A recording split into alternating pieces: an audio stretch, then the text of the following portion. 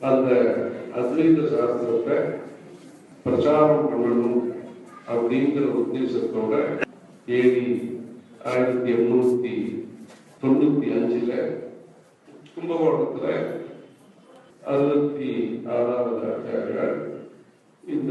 சபையை ஆரம்பிச்சு அத்வைத சபா அதனுடைய 148வது சபை இப்போ நடந்துட்டு அத்வைத சம்பந்தமான கிரந்தங்கள்ல பரீட்சை நடத்தி வாக்கியார்த்தங்கள் நடத்தி நிறைய புஸ்தகங்களும் அந்த காலத்துல அச்சு போட்டுருக்காங்க. ஆரம்பத்துல கும்போணத்திலிருந்து வேலுநடியிலிருந்து இந்த பிராந்திய சாஸ்திரங்கள் மூலமா பல புஸ்தகங்கள் அச்சு போட்டு அப்புறமா பிரம்ம வித்யாபரணம் தான் நிறைய புஸ்தகங்கள் பாஷ்ய புஸ்தகங்கள் பெரியவருடைய சஷ்டியர்த்த பூர்த்தி சந்தர்ப்பத்துல காமகோட்டி கோஷஸ்தானம் மூலமாக சூத்திர பாஷ்ய புஸ்தகமும் வெளிவந்து இப்படி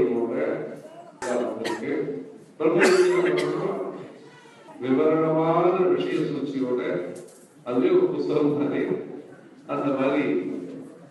நிறைய பேர் மெனக்கெட்டு நிறைய அத்வைத சம்பந்தமான புஸ்தகங்கள் மாத்திரமல்ல நிறைய புஸ்தகங்கள்னா என்னென்ன இருக்குன்னு ஆஞ்சநேய சுவாமி மூலமான அத்வைத கிரந்த சூச்சி அப்படிங்கிறதாக அந்த புஸ்தகம் போட்டு இந்த பிரம்மசூத்திர பாஷ்ய புஸ்தகத்தினுடைய முகப்புல